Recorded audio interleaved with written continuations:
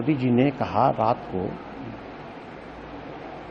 वो 1:30-2 बज गए होंगे रात के, तो उन्होंने कहा कि अरे भाई क्या क्या होगा अब। अरे तो मैंने कहा कि सब ठीक हो जाएगा, कुछ तो है नहीं। लेकिन जब हम यहाँ आ गए तो उसमें देखा चंपत राय भी है, गोपाल राव भी है, ये सब जितने हैं, ये हाँ अनिल मिश्रा हैं, तो ये तो किसी कारण से थोड़ा बच गए, जेल नहीं जा पा रहे हैं। अब हो सकता आगे जाएं। अभी रात में प्रधानमंत्री नरेंद्र मोदी का फोन, फिर चंपत राय जैसे राम मंदिर ट्रस्ट के बड़े पदाधिकारियों के जेल जाने का दावा, और अब एसआईटी की ताबड़तोड़ जांच।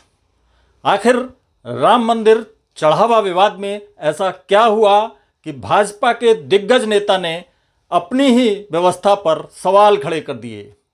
अयोध्या के राम मंदिर में कथित चढ़ावा गबन मामले ने अब बड़ा राजनीतिक मोड़ ले लिया है। भाजपा के वरिष्ठ नेता और बजरंग दल के संस्थापक विनय कटियार ने ऐसे दावे किए हैं जिनसे सियासी हलचल तेज हो गई है। उन्होंने प्रधानमंत्री नरेंद्र मोदी से बातचीत का भी जिक्र किया है और कहा कि आने वाले दिनों में कुछ बड़े नामों पर कार्रवाई हो सकती है। आखिर पूरा मामला क्या है, आइए समझते हैं। दोस्तों नमस्कार।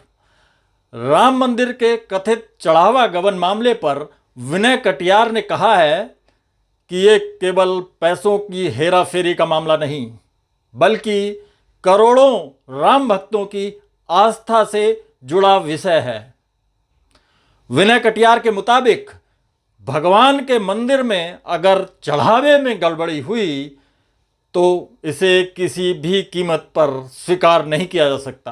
राम के मंदिर में कोई गड़बड़ करेगा तो ये स्वीकार नहीं किया जा सकता है, किसी भी तरह स्वीकार नहीं किया जा सकता। जांच चल रही है कैसे? यार जांच पास से हमसे मतलब नहीं, वहाँ स्वीकार नहीं कर सकते हम। तो देखते हैं आप इस पूरे मामले में। चंपत राय जी का अलग विषय है और गोपाल राय का अलग विषय है, तो उनके विषय में, दोनों के विषय में हम एक साथ बात नहीं कर पा रहे हैं। गोपाल राय साउथ से चला आया है यहाँ,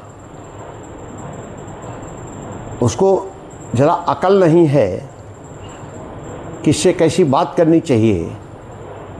जब यही अकल नहीं है तो फिर कैसे बात चलेगी।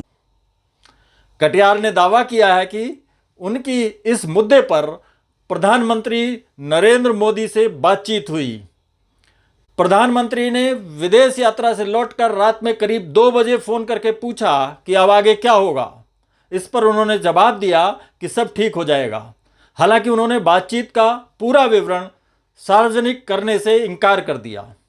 प्रधानमंत्री जी से बात हो जाना, रात को बात हुई है, इसके बाद तुरंत सब काम हो गया, तो काहे को चर्चा करना उस पर।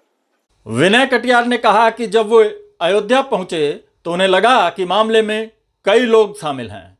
उन्होंने ट्रस्ट से जुड़े चंपत राय, गोपाल राव और अनिल मिश्रा के नाम लेते हुए कहा कि हो सकता है आने वाले दिनों में इन्हें जेल भी जाना पड़े।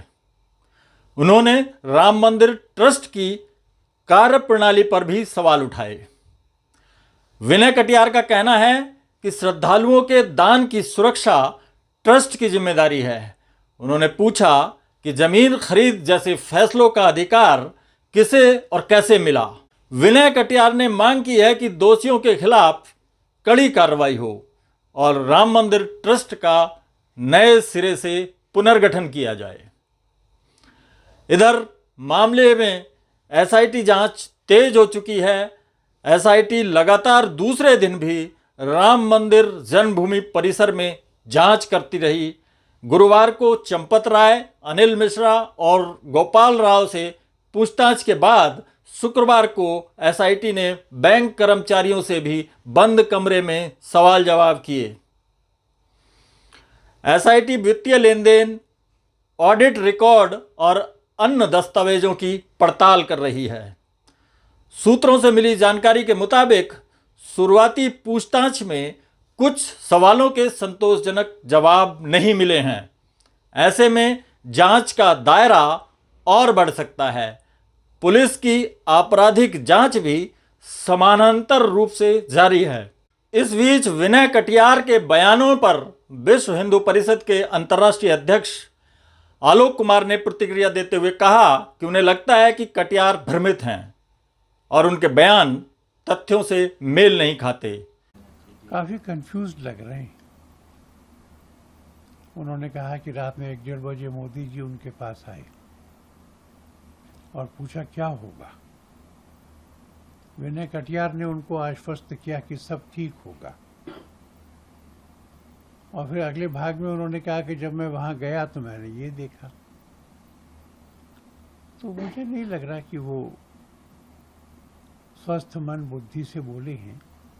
उनके बोलने में थोड़ा कंफ्यूजन सा लग रहा है, नर्वस ऐसा कुछ तो भी दिक्कत उनको है।